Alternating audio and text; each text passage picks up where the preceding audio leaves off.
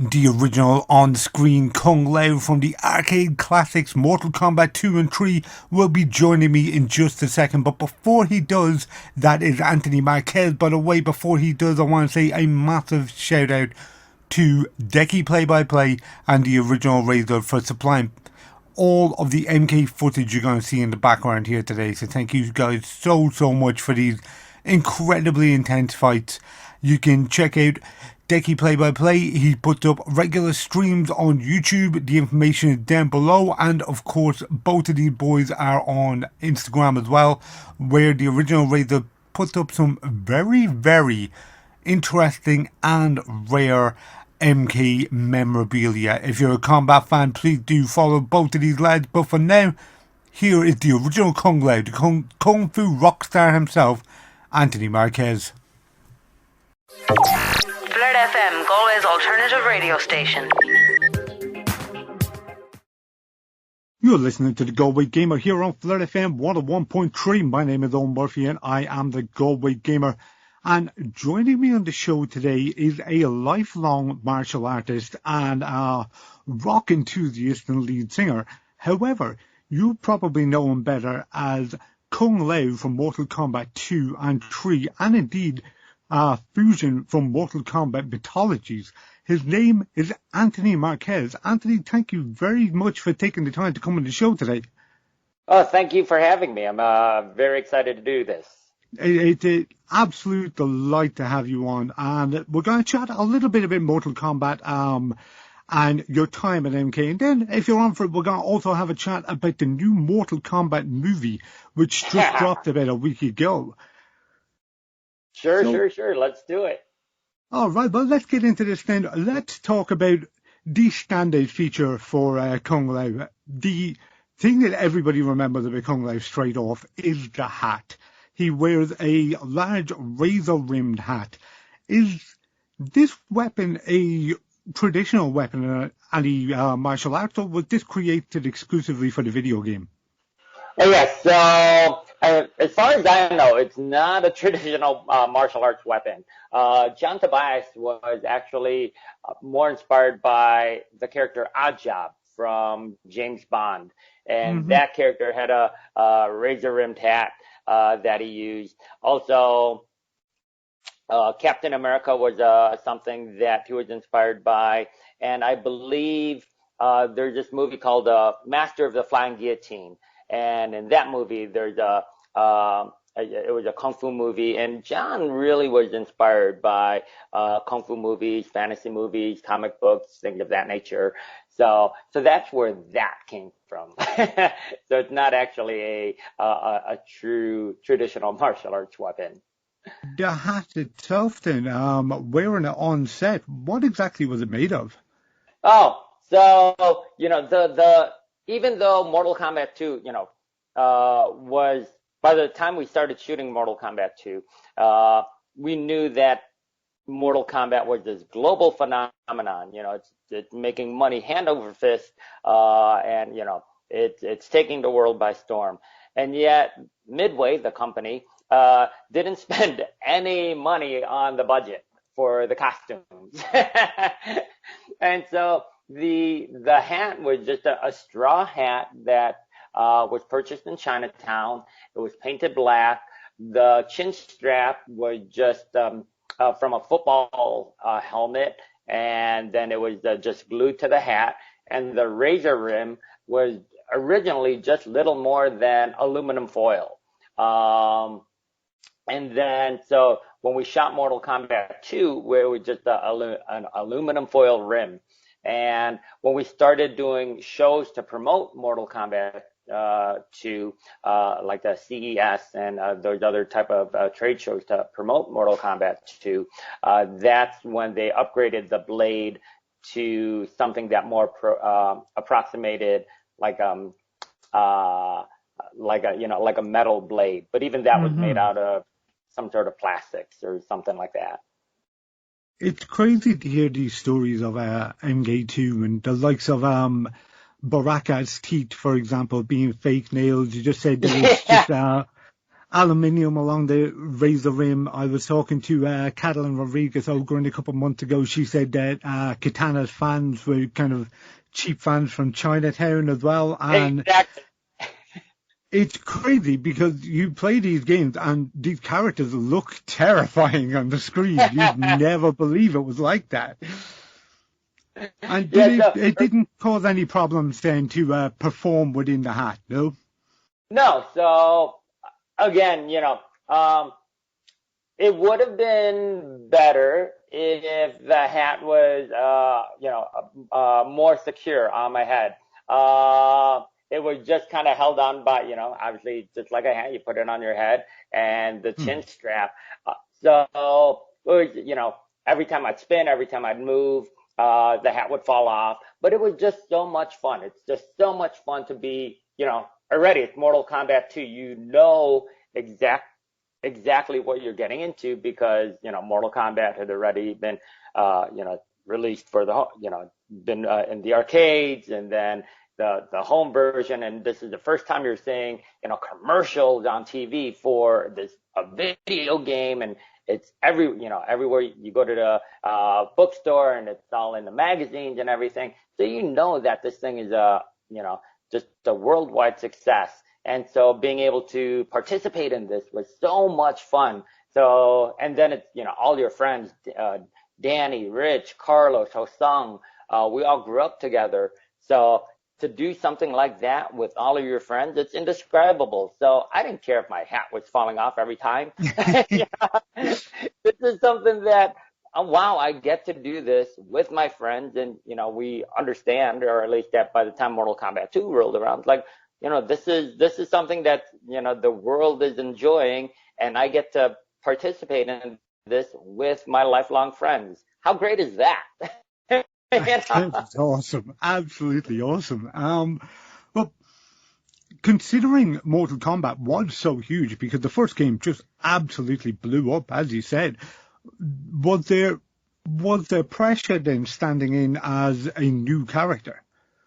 No, because again, it's all wrapped around Danny and Hosang and Rich and Carlos, especially. That was that main group that's the group that grew up together.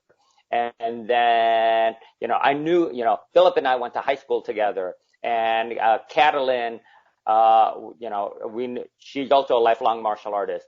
And so, we'd see her at tournaments, and she was also training at the same health club that we were all training at. So, so that, and Parrish, John Parrish was also a fitness instructor, a trainer at the same health club. So that's where we all knew each other. And also Liz Malecki, the first Sonya, we were all part of this health club. So we all knew each other, but especially me, Danny, Rich, Carlos, that was that Kung Fu team that we would always be training together and would always be pushing each other. And whether it's in training or in tournaments, would always be trying to be better than each other, would always be against each other. So even though I'm a new character in Mortal Kombat, I didn't feel any pressure that, I'm a new character. It was very much, you think Liu Kang is cool. You think Johnny Cage is great. Here comes Kung Lao. He's the new cat in town, and he's taking over. There's a new sheriff in town. Get ready. Here's Kung Lao. That was actually the attitude. Cool. Because so it was kind of a bit of friendly, competitive kind of excellent. Well, let's talk about MK3 then, because you came back to play Kung Lao in the third game as well, but many of the cast from MK1 and 2 didn't return. For example, you didn't have the likes of Danny there, you didn't have Catalin, Philip Ban, MD, you didn't have, Richie DeVideo came back, but he was one of the very few. I don't think Ho Song was there either. Eddie Wong took over. Correct. What was the atmosphere like then, reprising the role without your friends around? It was different. That's for sure. Like I said, during Mortal Kombat, nobody knew what, it was a little video game. that, yeah, you know what, Danny's telling me, yeah, we're working on this little video game or whatever. I broke my foot. I wasn't able to participate in that first game, but, it was no big deal. Who cares? They're working on a little video game. That's awesome. And then that little video game became Mortal Kombat. And then it's by Mortal Kombat 2. Oh my God, I have another chance to do this. Yes, get me in here because I so want to be a part of this, this franchise. And so then we did Mortal Kombat 2. And then, like you said, Danny didn't come back. Hosung, Catalan, Phil, they didn't come back, but I did, Carlo, Rich did, Parrish did, and it was fun. It was still fun, but yeah, that real camaraderie from having Rich and having Hosung and Danny there, and would always just be there together. It didn't matter who was filming that day. We'd all just kind of show up. Would be in and out of the filming studio just to hang around, and that was missing. And I'm not saying that we brought any magic, like, me, Rich, Carlos, or, Danny, or, I'm not saying that we were the guys that made Mortal Kombat. And, obviously John Tobias and Ed Boon, they're still in control, and they're great at what they do. But it's that real magic that happened especially in Mortal Kombat 1 and 2, where, the story is great, and the art is great, and the programming is great, and there's something about these characters that that pop on screen that maybe was not quite as great in Mortal Kombat 3, and I think that comes across a little bit. You see that most people, if they're especially a fan of the older games or whatever, seem to think that Mortal Kombat 2 is the greatest game in the franchise. And that was just magic. It's magic with, everybody on there, whether it's John Tobias, Ed Boon, or, me, Danny, Rich, Carlos, it's that magic together that really, I thought, made that game pop. And, Mortal Kombat 3 was great or whatever, but let's face it, it was a little bit lacking, especially compared to Mortal Kombat 2. That's fair. And as an old school MK fan who grew up playing the originals, I always felt the difference between MK2 and MK3. But it wasn't until later in life that I found out who acted in it and so on and so forth that it kind of made sense to me that there was a difference there, and really separated the two games up for me as a player. So yeah, and again, it's us by ourselves, me, Rich, Danny, Carlos, we wouldn't have been able to do anything.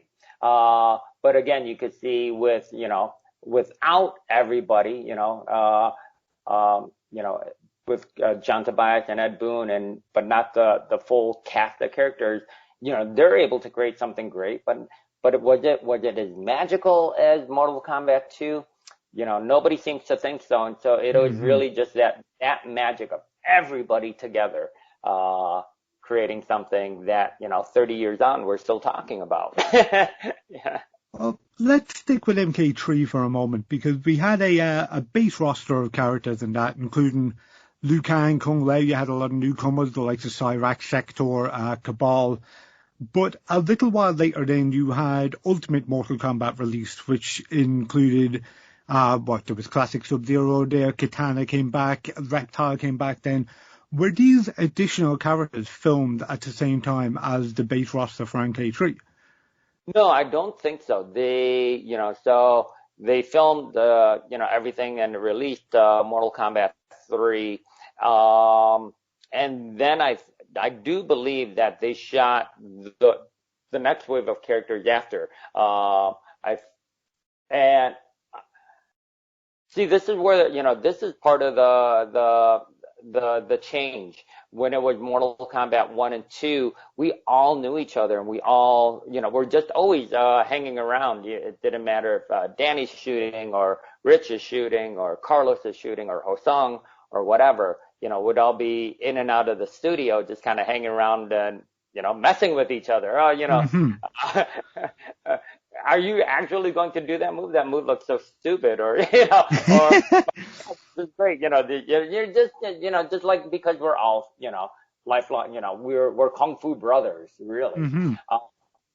But so now you're talking about Ultimate Mortal Kombat 3, and they're bringing in, other actors or whatever. And it's not something that I was, oh, you know what, I'm just going to hang around the set and watch these guys film, because that wasn't the attitude, that wasn't the atmosphere at the time. Yeah. So, and again, that's, that magic. I love all of these guys, whether it's John Turk or even Sal DeVita taking over for some of these things, or, whoever it happens to be. And they're all great people. I love it, I still interact with them, and, everything is great, but there is no getting around that magic of that original cast. That is fair, Anthony. That is very, very fair. But on MK3, they also brought in kind of chain combos, which weren't in the original games. People used to make up their own combos beforehand, and they did with that game as well, but they were built in, as they say, dialer combos. What kind of challenges did this present during filming then to bring across these combos and make them fluid on screen? Oh, that was something that I actually really looked forward to, and I love doing those, because that was, now we can put together combos that, especially for someone like Kung Lao, it is very much just the style of fighting that I was doing at the time, or the especially the martial arts that I was training very heavily, the style of martial arts that I was training heavily at that time, which was Long Fist or Chung Chun, Chinese martial arts. And so I was really excited to do stuff like that, because, this is actually, it's a video game, and we have to kind of tweak the movements a little bit, but this is actually the way that I would fight. I would use these combos, when I'd be sparring with Danny or Hosung or whatever. So I actually, love that, that gave us more of an expression that, how would these cats actually move, if they're fighting, like stringing together combos. And so I was really excited about that. And would you perform a combo string there and then, or would it be kind of piece by piece and then pieced together by the developers afterwards? Oh, yeah. So, John would say, oh yeah, we need a combo, can you do, something where you hit high and low or whatever. Like, okay, so I would just be there and like, how about this? How about that? And so I'll run a bunch of different combos, and that's how that came together. Like, how about this? How about that? It's like I'll do 3 hits or 5 hits or whatever, and then John and Ed would say yes or no, and maybe we could change this to that. So it was a pretty collaborative at that point. But a lot of, especially for the Kung Lao character, I was able to play into especially the martial arts that I was doing at the time to make that come to life. So it was a lot of fun. It was a lot of fun. Legend has it that you filmed a couple of moves for like something of a HD remake of the old MKs. Whatever happened to that game? Oh my God, yeah. So what is that? That was the Mortal Kombat HD, and from what I understand, another company was producing this. They bought they got the rights from Midway to produce Mortal Kombat HD, and I think there was a lot of problems that happened on Mortal Kombat 1 and 2 that, John Tobias and Ed Boon figured out how to get past that these guys didn't. They couldn't figure out how to get past some of it, some of the problems, but so it never, they never finished developing it. The great thing about that one, though, was they called me up, somebody from there, and it's like, oh yeah, we want to bring you on as a consultant for this new Mortal Kombat project called Mortal Kombat HD. Mm-hmm. And would you be able to help us out? And I said, yeah. So if you're asking me for my opinion, if you're asking for my consultation, I'm going to say hire my son as the new Kung Lao, and now send me my check. But that was the greatest thing to see. This was the first time seeing my son dressed as Kung Lao, and then the way that they shot it, they would bring up images on the computer, and they'd refer to it as an onion skin, because they'd bring up a kick or whatever, like let's say a Kung Lao high kick or whatever, and it was translucent enough so that they could then shoot a new kick and try to match the two images. Yeah, layer it over. And as a father, you always want to see, especially, so I'm a father and I have my son, and part of that is always seeing your son grow into a man that hopefully kind of reflects you in some way. But to see me, so it's me, and then to see on screen this character that that I played, Kung Lao, and then to see my son also playing that character, and then it's always about, you see your son following in your footsteps. It was more than just following in your footsteps. He's actually the same image in this franchise that he grew up in, and so it was amazing. My God, to see, it's not just your son following in your footsteps, but he's actually like a new version of you. And so that game never came to pass. So you could see some footage online or whatever floating around every once in a while. But after that, when they start, I think he started in Mortal Kombat 9 or Mortal Kombat 9 or 10, I can't remember. And then like Injustice or Mortal Kombat versus DC, all of those type of games, he does motion capture for those games, and through Mortal Kombat 11, and whenever they need, especially if when Kung Lao, when they need Kung Lao to do something, most of the time he's doing the Kung Lao motions. So that's awesome. That is, yes, I can't, I'm so appreciative to Ed Boon and, the whole team for letting my son participate in this. That's something that I could never repay either. Again, it's something where you want, it's cool if your son follows in your footsteps, but to see him actually being, a generation of you, that is indescribable. That's fantastic, and it just so happens then that it fits into Kung Lao's character as well, considering he is the descendant of the great Kung Lao. Right. Amazing.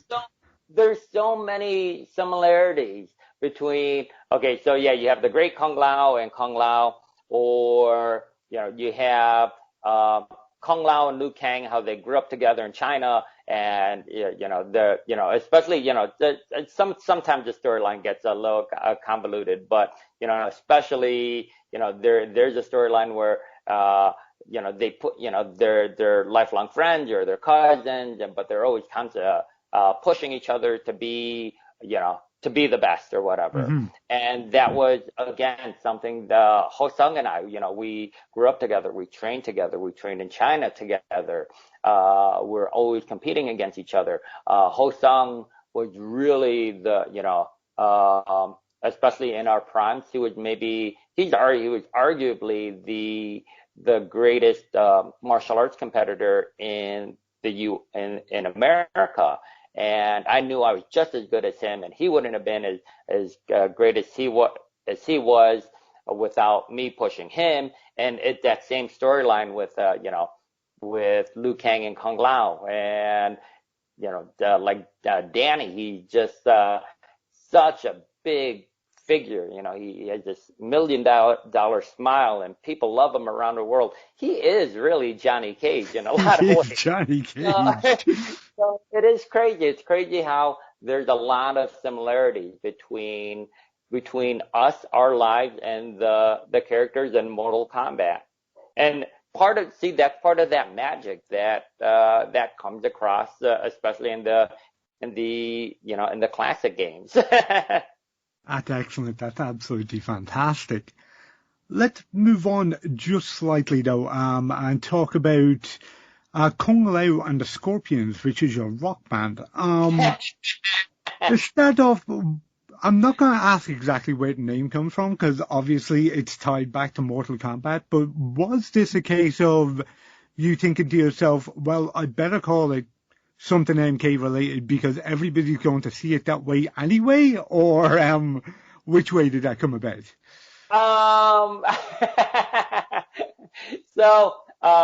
There was an event called Combat Con. Mm-hmm. And that was held here in the United States, and it was put on by this man. His name is Doc Mack. Anyway, we're sitting in his office, and it's me and Danny and the guy who's the promoter of the show, Doc, and we're talking about the show and what we're gonna do. And I said, yeah, you know what? I have a band, and what would be cool to play the after party. And Danny, he goes, oh, what's the name of the band? And Danny was sitting next to me, and Danny goes, oh, it's called Kung Lao. It's Kung Lao and the Scorpions. And that just came right out of Danny's mouth because, obviously Danny was Scorpion, and Danny is a big fan of the Scorpions band. Mm-hmm. so it just plopped out of his mouth. We all laughed. It's like, all right, fine, that's what it's called, Kung Lao and the Scorpions. And then it just became this thing where, so Kung Lao, he trains all the time. He's ready for to defend the Earth realm in the tournament whenever that happens to be. He's ready to go. But in reality, you could only train so many hours in a day. Your body needs to rest. You need to train smart and all of that. So what does Kung Lao do when he's not training? He's singing. This is what he does. And so, he's not training 24 hours a day. He's training smart. He's letting his body rest. And during that rest time, he is in a band. And and that is something that you see. It's crazy, but whether it's me, and we could get into this later, but like Max, the new guy who plays Kung Lao, Max Huang, mm-hmm. He also sings. He also has music out there.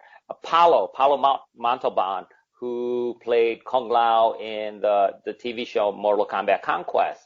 He's not really a martial artist, but he's, a singer, dancer, actor. It's like you can't play Kung Lao unless you're able to sing. And how would you describe the sound then of Kung Lao and the Scorpions for anybody who hasn't heard them? Okay, so my biggest influences in music would be Michael Jackson and Bon Jovi.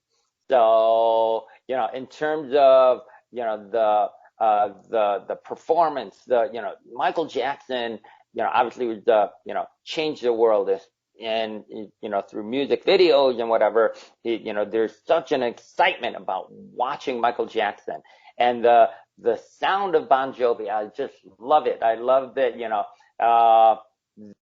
that the sound that he has, the things that he talks about in his songs. If there's one, if there's one influence that you could point to for Kung Lao, it would be Bon Jovi. So cool, excellent. And you mix the two things together, and as you mentioned, you can't be Kung Lao unless you're a singer. Them's the rules, And then you become the Kung Fu RockStar, and that is indeed the title of your autobiography. What could video game fans expect from this book? Okay, so it is Kung Fu RockStar, and it is really an autobiography or a memoir. You learn about things before Mortal Kombat, how I met Danny, Rich, and Carlos. How we would train together, how we would be constantly together. We are Kung Fu brothers. There's no getting around this. I really hesitate to even call us, friends or even lifelong friends. We're more than that because, this is 30, 40, 40 years on now, and we're still, as tight as we can be. But then, learn about all of that stuff and how we got into Mortal Kombat and how Mortal Kombat turned into Kung Fu, into Kung Lao and the Scorpions. But the main thrust is, I'm telling these stories, and it's, I've always wanted to be Bruce Lee. I've always wanted to do something, whether it's being Bruce Lee or Michael Jackson or Bon Jovi or whatever. And it is about just having dreams and chasing your dreams and not letting those dreams die on the vine, and having those dreams and working towards those dreams really gives life purpose. And when you're chasing your dreams, when you're working towards your dreams, that gives your life meaning, and a meaningful life is the best thing that you can have. So this is what that book serves as. It's just stories about, Kung Fu and martial arts and Mortal Kombat, but ultimately it's about chasing your dreams and, having a fulfilling life by working towards chasing your dreams. Excellent. It sounds utterly fantastic. And where can people pick up a copy? Amazon. You could pick up a copy, or you could hit me up, hit me up on Instagram or Facebook, and just say, hey, Tone, I'd like to get a autographed copy. How could I do that? Just hit me up on Instagram and we can work something out there also. Excellent. Anthony, please do stick around. We're going to talk about the Mortal Kombat movie in just a couple of moments. It's been an absolute blast chatting about old school MK. Let's look forward to the future and see what Kung Lao's like on the big screen. Definitely. 101.3 Flirt FM.